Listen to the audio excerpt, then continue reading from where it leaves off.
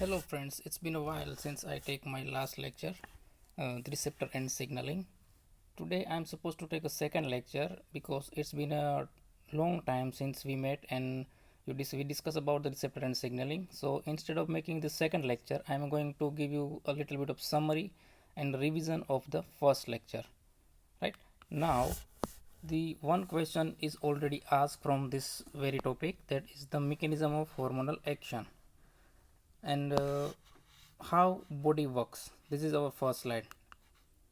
Right now, our body is made up of different organ system, and that different organ system is made up of different organs, and these different organs are again made up of different tissue, and the different tissue are made up of various cells.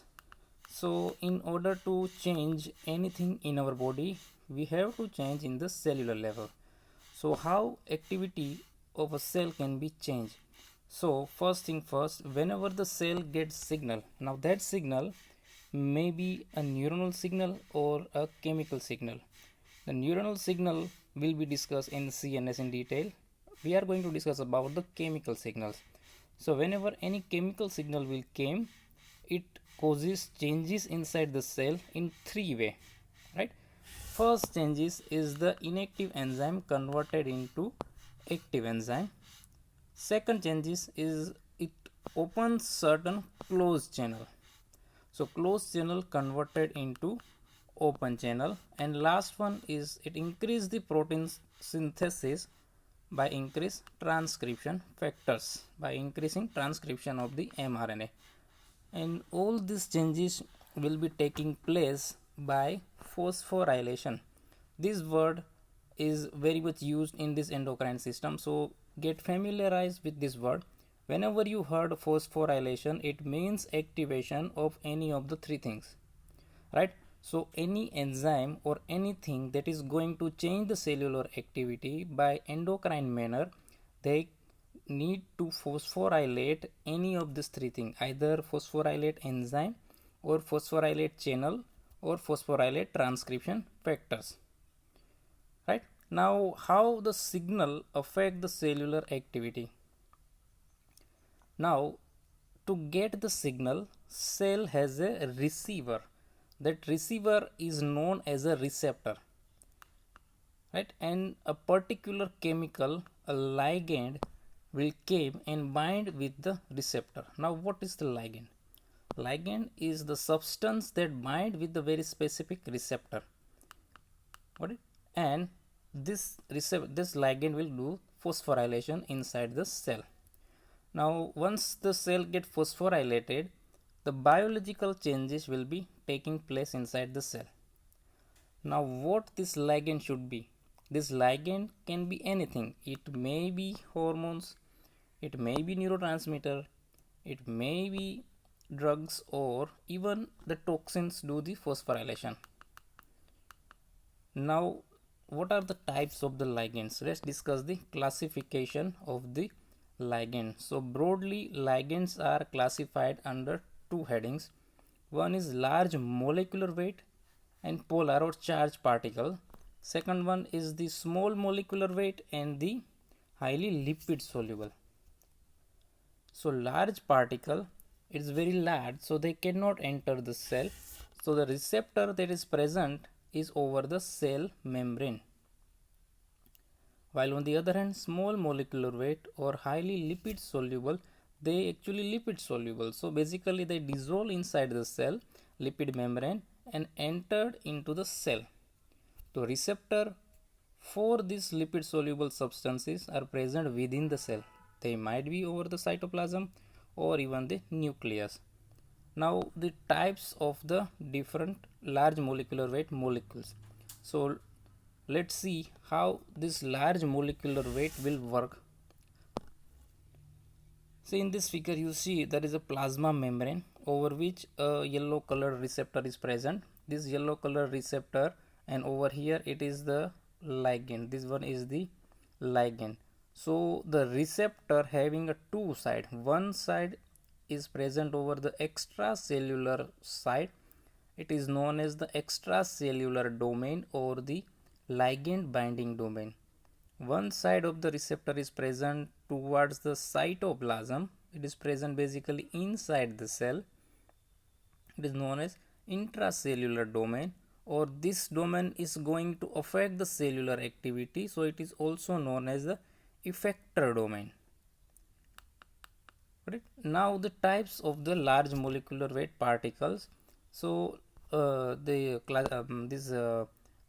large molecular weight and polar charge particle. The large molecular weight is basically two type of hormone. One is protein and peptide hormone, and the second one, the polar particle, are the catecholamines or the acetylcholine or the serotonin or the prostaglandin. So all these substances are using this type of receptor that is present over the cell membrane. Now the second classes of the ligand is the small molecular weight and highly lipid soluble. So as the name suggests, it is very lipid soluble, so they can easily cross the lipid biomembrane and enter inside the cell. So this is the our substance, that lipid soluble and small molecular weight. It can easily enter inside the cell, and their receptor is present inside the cell. Now in this figure it is written as a nuclear receptor. It is not compulsory that receptor is present over the nucleus. It may be inside the cytoplasm or it may be over the nucleus. Now what are fall under the heading of lipid soluble and small molecular weight? High lipid soluble are the steroid hormones. So any hormone that are made up of steroid or they are made up of cholesterol molecule inside, it is highly lipid soluble. So the receptor of the steroid hormone are present inside the cell. Second one is the vitamin D, and small molecular weight are basically the thyroid and the vitamin A or retinol. Now let's discuss this terminology, hormone. What is the hormone means? The hormone is actually the secretory product of ductless gland. Let me give you an example. See in this figure, just familiarize, this figure might be a pancreas. So in pancreas there are two type of pancreatic enzyme. There are two type of thing that you need to understand in the pancreas. One is the exocrine pancreas and another one is the endocrine pancreas. Now as you know, the exocrine pancreas is responsible for secretion of the digestive juice.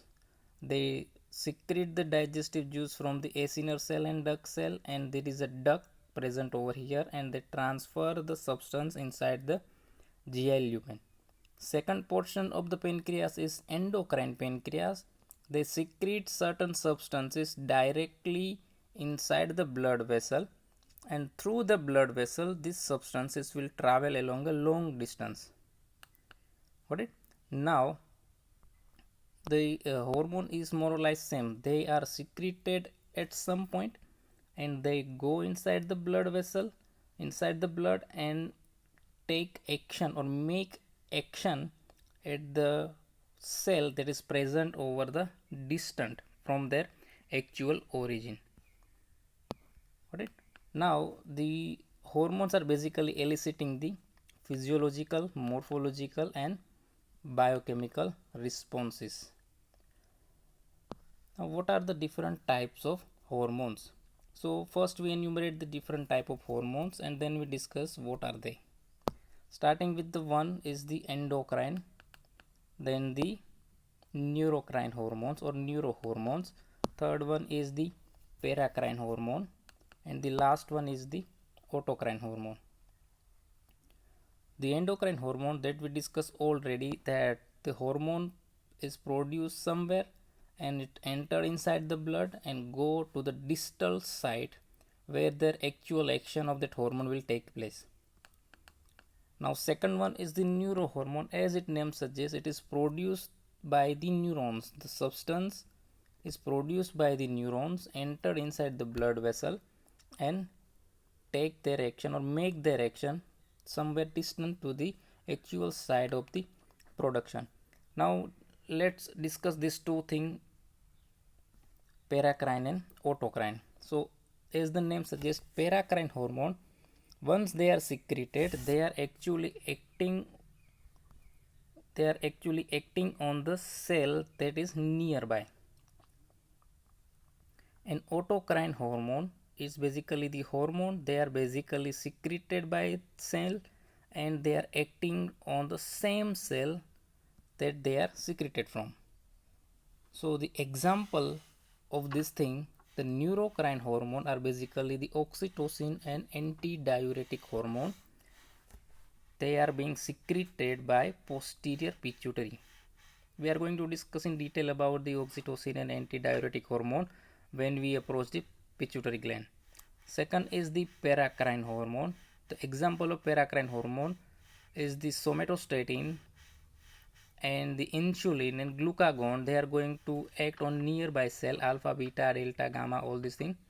And the autocrine hormone, this autocrine hormone is basically the prostaglandins. Now the type of the endocrine hormone. Now based on structure, endocrine hormone is broadly classified into three divisions. Some book they give a 5 subtype, but you need to remember that endocrine hormone are basically three subtype. First is protein and polypeptide, second one is the steroid hormone, and last one is the derivatives of the amino acid, basically tyrosine. This is how the tyrosine molecule will look. And there are certain vitamins, that vitamin A and D are also work as a hormone. So the books they give a 5 subtype of hormone. It's like this: protein number 1, polypeptide 2, steroid 3, and derivatives of amino acid 4, and the vitamin derivatives 5. But obviously hormone are basically divided into three subtypes that I showed in this slide: steroid, protein and polypeptide, and derivatives of amino acid. Now starting with the protein and polypeptide hormone. Basically these hormones are synthesized in the same fashion as the protein will be formed. All the sequences are the same, and the range of this protein and polypeptide hormone is from 3 amino acid to 243 amino acid. As you see, I am very specific about the range. So one hormone is supposed to be 3 amino acid and the other hormone is supposed to about 243 amino acid, right? So the hormone that is 3 amino acid, it is a TRH. TRH means thyrotropic releasing hormone. Now this one is asked frequently in MCQ, so you need to remember the actual hormonal name. 3 amino acid, the smallest hormone is TRH and the largest hormone is the HCG, human chorionic gonadotropin. It is about 243 amino acid length. Now all the protein and polypeptide hormones are synthesized in the same fashion as the protein synthesis will take place from the formation of the mRNA by transcription, then translation of the mRNA, they are forming the proteins, then they get to the endoplasmic reticulum, then they go to the Golgi apparatus, and finally they are secreted. So they are stored in secretory vesicle as in shown in this diagram, and they are released on demand. So this protein and polypeptide hormone are basically synthesized in the same fashion as all the protein synthesis will take place. Now here's the thing, this protein or polypeptide hormone are first from pre-prohormone. From that the cleavage of certain thing, it will leads to making the prohormone, and cleaving of certain amino acid sequence will leads to finally the active hormones. This is the sequence they follow all the protein and polypeptide hormone. Now the second is the steroid hormone. Steroid hormone has a structure that is similar to the cholesterol. This is the cholesterol molecule, and we make the steroid hormone by this cholesterol molecule by removing certain things and adding certain things that we are going to discuss in detail when we learn the steroid hormone. Right now, just remember that steroid hormone are made up of cholesterol. So they are made up of cholesterol. So basically they are lipid soluble. So they are not stored inside the any vesicle, because basically vesicle are made up of lipid bimembrane and the steroid hormone are easily passed through the lipid bimembrane. So basically they are released as soon as they synthesized. Now the types of the different steroid hormone: glucocorticoids, aldosterone, testosterone, estrogen and progesterone. Third subtype is the hormone derived from the amino acid tyrosine. So again, let me show you the tyrosine molecule. It will be look like this. I am going to show this tyrosine molecule very frequently because we are going to make the different hormone by altering this very molecule. So there are two types of hormone that is synthesized from the tyrosine residue. One is the thyroid hormone T3 and T4. Right, this is the diagram showing the thyroxine T4, 4 suggestive of 4 iodine molecule will be attached to the tyrosine molecule that we are going to discuss in detail once we learn the thyroid hormone. And the second one is the adrenal medullary hormone. There are norepinephrine and the epinephrine. Again, we are going to make both this hormone from the same tyrosine molecule by making different type of changes inside the molecule. Now both hormones are stored before they are secreted. So this hormone derived from amino acid are stored before they are secreted. See, in this slide I would like to make certain statement about this thyroxine and epinephrine. Thyroxine has the longest half-life. It is about 15 days. While in case of epinephrine and norepinephrine has a shorter half-life, about 10 to 15 seconds. Got it? Now the hormone transport and the half-life. Protein and polypeptide hormones are basically not lipid soluble, so they can't cross the cell membrane. So basically they are stored after the synthesis. They are not bound to plasma protein and transported as a free form. So as they transported as a free form, they get easily metabolized and have a shorter half-life as compared to steroid hormone. Now let's talk about the steroid hormone. They are lipid soluble, so they can cross the cell membrane. So they are synthesized continuously and secreted as the stimulus will come. They are bound to the plasma protein, transported as a bound form, and so they are basically bound with the plasma protein mainly, so they cannot easily filtered or go inside the cell, so they are not easily metabolized and has a longer half-life as compared to the protein and polypeptide hormone. This is all about the hormones. Now let's talk about our real topic is the receptor, classification of the receptor. As you can see, you see a box over the slide. This box is a cell and there are two ligand. The pink color ligand are there and two type of receptor. This half curve is the receptor, this green one and this orange one.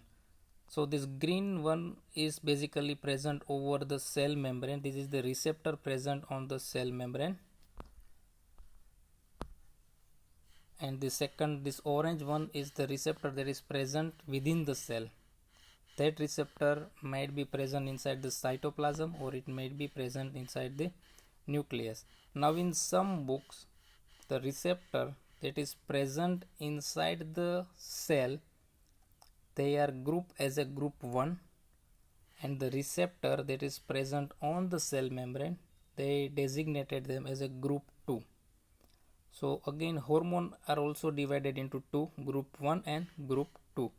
Group 1 is the hormone that their receptor are present within the cell, Group 2 are the group of hormone that the receptor are present over the cell membrane. Now according to this, which are the hormone they are group as a group 1 and which are the hormone that group as a group 2? The receptor present on the cell membrane are basically protein and polypeptide hormone and the polar or the charged particle. Second one is the receptor present within the cell are the steroid hormone and vitamin A and D. Now let's discuss the group 1 hormone first. The hormone that the receptor are present inside the cell, inside the cytoplasm or over the nucleus. Let's take an example. See in this diagram, these are the lipid soluble hormones.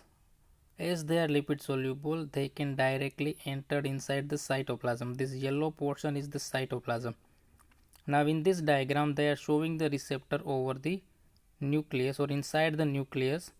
So basically this group 1 hormone having a receptor either inside the cytoplasm or over the nucleus, inside the nucleus. In this diagram they are showing inside the nucleus.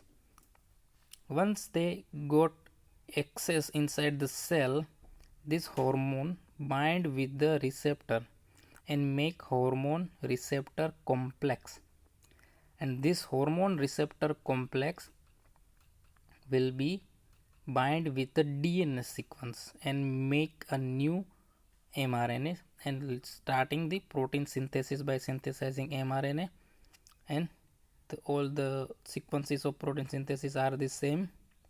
So basically group 1 hormone first diffuse through the cell membrane, bind with the intracellular receptor and make a hormone receptor complex HRE or hormone responsive the HRC. Now this HRC bind on the DNA sequence and make a new mRNA synthesis and start protein synthesis. Now how will you write it down in the exam? You have to write it down like this: hormone diffuse through cell membrane, bind with intracellular receptor, hormone receptor complex will be formed, bind HRE on the DNA sequence. Now HRE means hormone responsive elements on the DNA sequence. Hormone responsive elements, that is stands for HRE. It is the template of DNA which is responsive for the particular hormone. They make new mRNA synthesis and finally the protein synthesis will take place. Now the second one, group 2 hormone, the type of the receptor that is present over the cell membrane.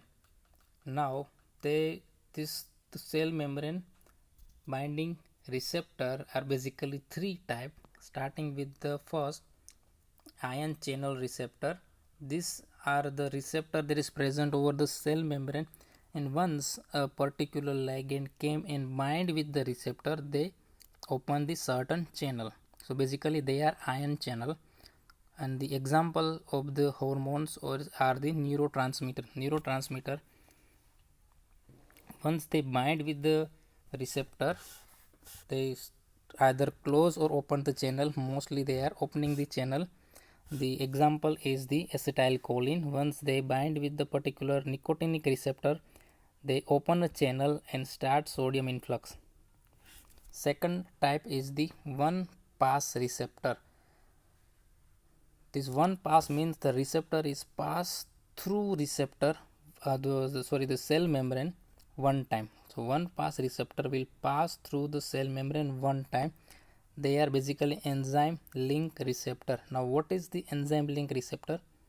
We are going to discuss once we discuss this one pass receptor. So in this diagram you can show that there are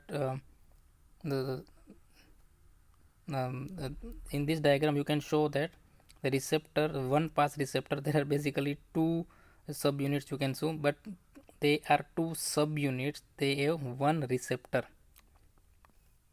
Got it? The third one is the 7 pass receptor. It is also known as the G protein couple receptor. We are going to discuss in detail about this G protein coupled receptor in our subsequent slide. So first we discuss about the first one, that is ion channel receptor. Now ion channel receptor is the either the channel might be ion channel might be ligand gated ion channel, it may be the voltage gated ion channel, or it may be the mechanical gated ion channel. Now what is ligand gated ion channel? Starting with the ion channel are the channel that allow certain ion to get pass, either influx or efflux according to the concentration gradient. Now first one that we are interested in this chapter is the ligand gated ion channel.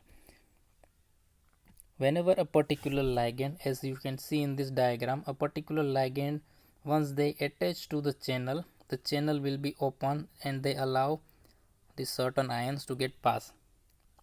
Second one is the voltage gated ion channel. Now this is the very specific ion channel that they open whenever a voltage of the cell or the membrane potential of the cell get increase or decrease up to certain voltage. So they are known as voltage gated or voltage sensitive ion channel. They open when the appropriate voltage will approach to the cell. Third one is the mechanical gated ion channel. So basically any mechanical activity of the cell like stretching of the cell, it might leads to opening of the channel, right? So whenever this ion channel get open, some will open the sodium channel, it leads to sodium influx. Some will open the potassium channel, it leads to potassium efflux. Some will open the chloride channel, it will lead to chloride influx. This influx or efflux will taking place according to their concentration gradient, which portion is higher in which side of the cell, whether in the extracellular or intracellular. Now let's discuss the second and third cell membrane attached receptor simultaneously, 1 pass receptor and 7 pass receptor. Now as you can see in 1 pass receptor, the receptor is passed once through the cell membrane, so it is known as 1 pass receptor. And here's the thing that the intracellular domain, see this receptor has a two domain, this one is the extracellular domain to which this hormone bind, and this one is the intracellular domain. Now this intracellular domain is activated whenever the appropriate hormone approach and bind with the ligand binding domain. It leads to activation of this intracellular domain, and this intracellular domain has an enzyme attached to it, and the enzyme is activated. That's why it is known as enzyme link receptor. Got it? Now let's focus over the 7 pass receptor. In 7 pass receptor, the receptor is actually passing through cell membrane 7 times. That's why it is known as 7 pass receptor. See, 1, 2, 3, 4, 5, 6 and 7. Again it has a two domain. This one is the extracellular domain, this one is the intracellular domain. And very near to the intracellular domain, you see there is a red circle over here. This portion is known as G protein. So basically they are very close to G protein, and when required they attach to G protein. So this receptor is known as 7 pass receptor or G protein coupled receptor. In short form, we talk about we tell that receptor as a GPCR, G protein coupled receptor. Now let's talk about this G protein coupled receptor.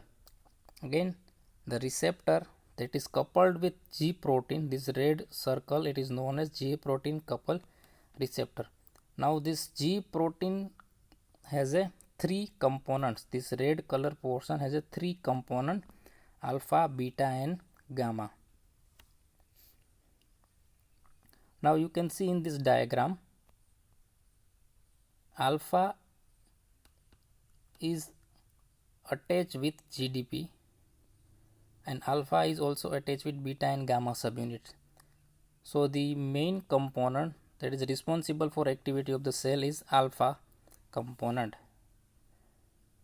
So whenever the G protein couple receptor is not stimulated, alpha attached to GDP. So this is inactivated form of the receptor.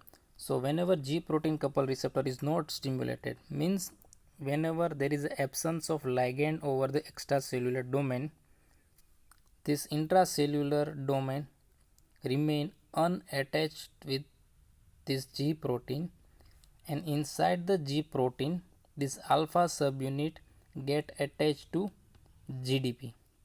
Whenever alpha subunit get attached to GDP, it is inactivated and remain attached to beta and gamma subunit.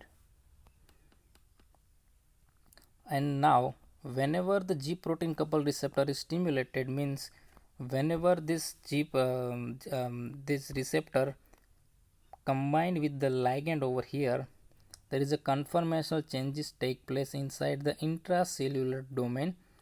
This intracellular domain get attached to this G protein, and the alpha get detached from beta and gamma subunit and get attached to GTP. Got it? So once this G protein couple receptor stimulated, alpha subunit get detached from GDP and attached to GTP, and again detached from beta and gamma subunit, and the cellular activity will take place.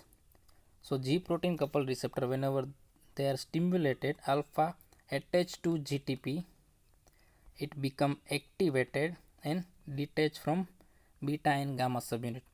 Now what this alpha subunit do after detachment, that we discuss in our subsequent slide. Let me revise one more time by different type of figure.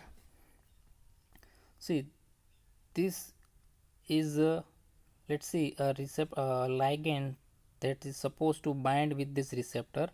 Now in this diagram, receptor shown as a single pass, but just remember that this is the 7 pass receptor. This one is the extracellular domain, this one is the intracellular domain. Now in this state it is not activated, the hormone is not yet bind with the receptor. So this G protein that having 3 subunit alpha, beta and gamma are little bit of distant from this intracellular domain, and alpha subunit is yet bind with it is binded with GDP. Now let's see what happens when the hormone hormone will bind with this extracellular domain. So in this diagram you see the hormone is bind with the extracellular domain. There is a conformational changes will taking place. Now intracellular domain get attached with the G protein, beta and gamma subunit and alpha subunit, and alpha subunit get attached to GTP and released from the GDP binding. Got it? Now what is the next sequence of the changes? That alpha subunit is get detached from beta and gamma subunit like this. Got it? Now alpha subunit is yet attached to is attached to GTP, so it detached from beta and gamma subunit. So here is the sequence. In inactive state, G protein is not binding yet with the intracellular domain. So whenever appropriate receptor came and bind with the extracellular domain or the ligand binding domain, these conformational changes will take place in the intracellular domain, and G protein is bind with the intracellular domain, and alpha subunit in inactive state is binding with GDP. Once they are activated, they bind with GTP and become energized and get detached from beta and gamma subunit. Now how will you write it, this thing? So starting with the first line, hormone bind with extracellular domain of a receptor, then intracellular domain undergo conformational changes get attached to G protein, alpha subunit is attached to GTP, it activated and detached from beta and gamma subunit. Now activated alpha subunit attached to enzyme bound to cell membrane. This is the next sequence of event that will take place once the alpha subunit get activated. Alpha subunit get attached to the enzyme. That enzyme is bound to cell membrane. There are different type of enzyme, and this alpha subunit either activate the enzyme or deactivate the enzyme. And activated enzyme, let's see, the enzyme is activated, and activated enzyme will activate the second messenger system. That second messenger system will be cyclic AMP, cyclic GMP, IP3 and DAG. What is this IP3 and DAG? That we discuss in our subsequent slide. Right now remember one thing is that whenever the alpha subunit get activated, they activate the different type of enzyme, and that different type of enzyme will activate the different type of second messenger system. Now which one will activate the cyclic AMP, which one will activate the cyclic GMP, and which one will activate the IP3 DAG system? That will be decided by the type of the alpha subunit. So basically there are 20 type of alpha subunit, and this alpha subunit will be activated different set of the enzyme, and this different set of the enzyme will activate the different set of the second messenger system, and the finally the elicit the cell response. Got it? Now the type of the G protein. See, let me show you the actual event one more time. This is the 7-pass receptor. This one is the extracellular domain. This one is the intracellular domain, and this one is the G protein that having 3 subunit alpha, beta and gamma.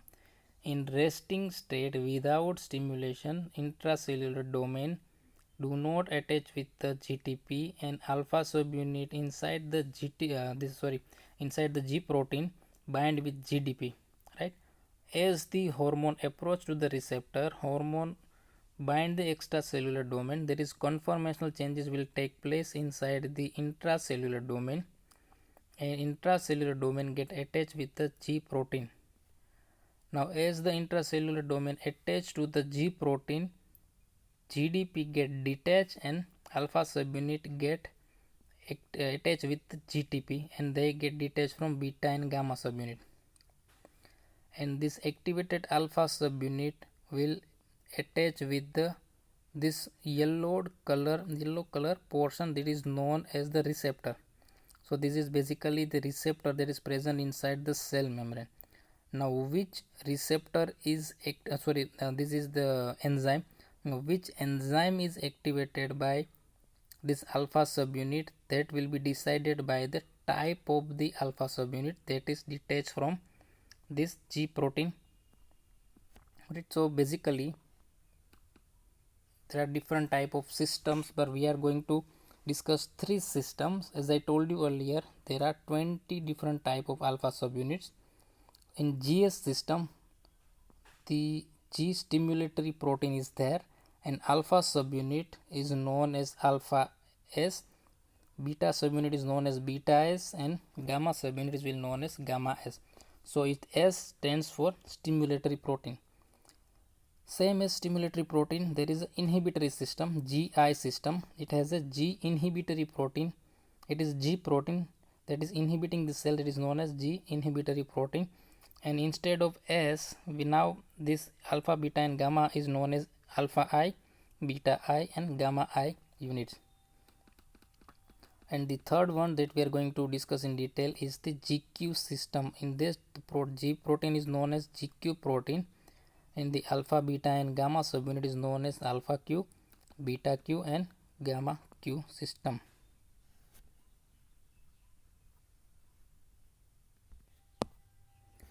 Now let's discuss the first system is GS system. as the S stand for stimulatory system. The story up to enzyme activation remains the same in all the system. Let's revise it one more time. See in this diagram, hormone bind with the receptor and the intracellular domain bind with the G protein.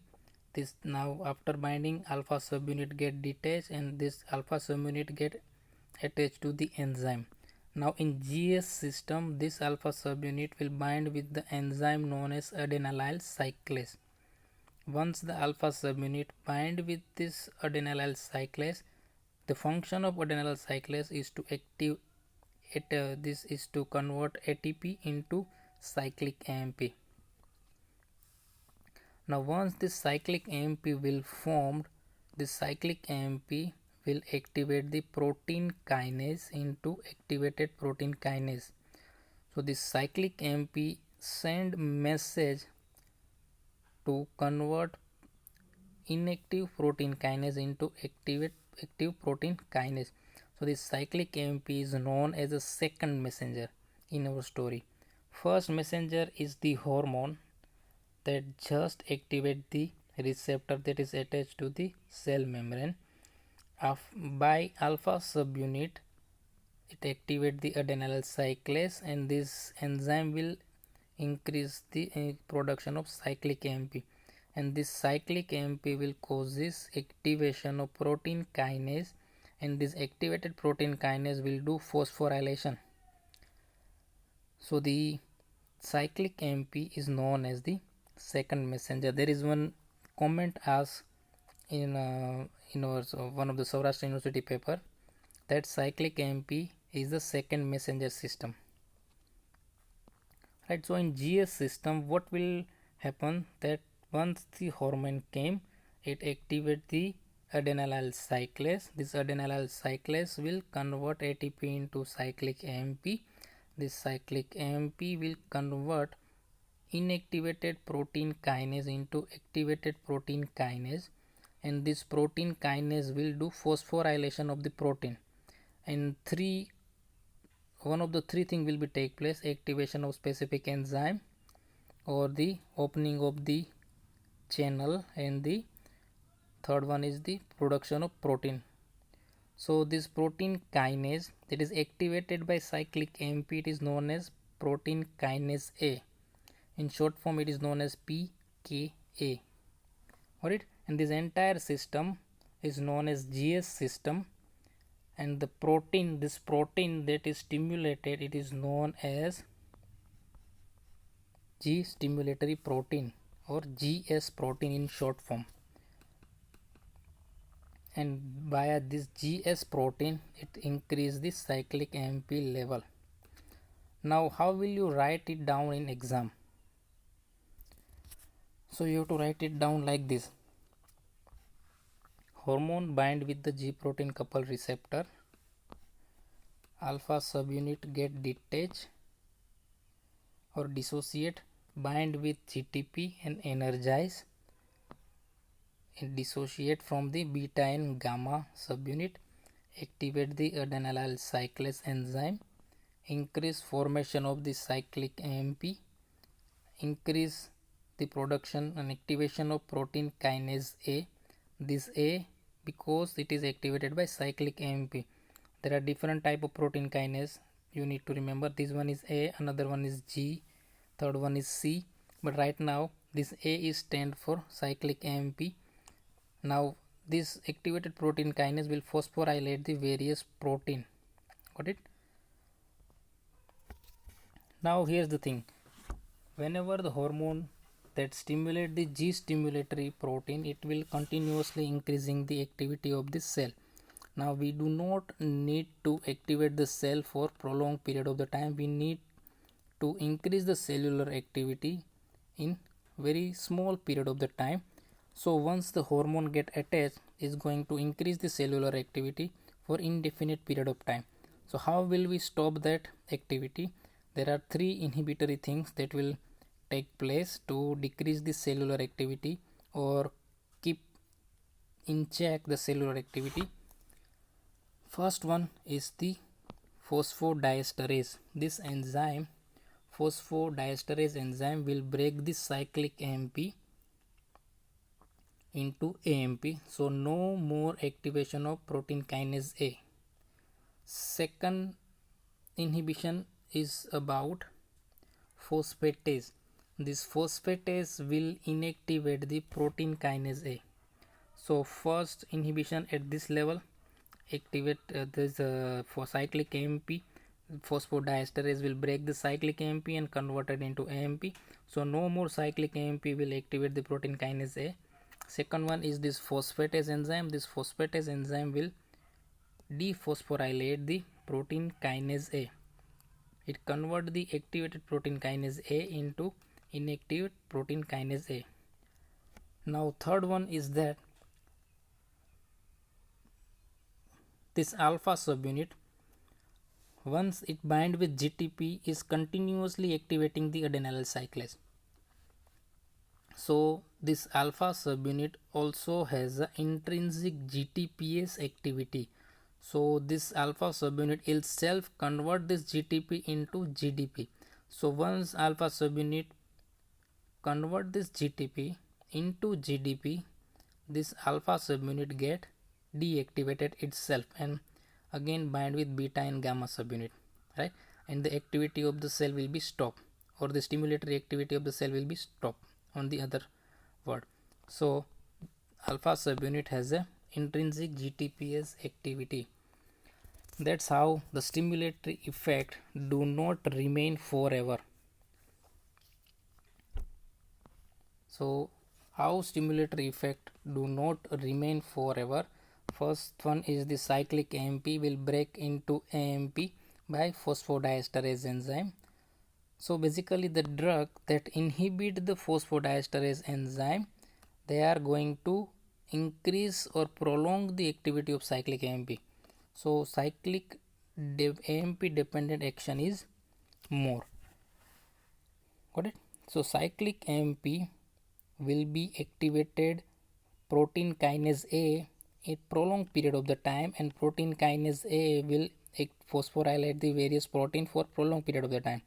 So whenever you take a drug that inhibit the phosphodiesterase enzyme, you are going this drug will going to decrease the cyclic AMP breakdown. So cyclic AMP dependent action is more. So your tea, coffee, etc. are the substance that inhibit the phosphodiesterase. So once you take a tea, it's basically increase cyclic dependent activity.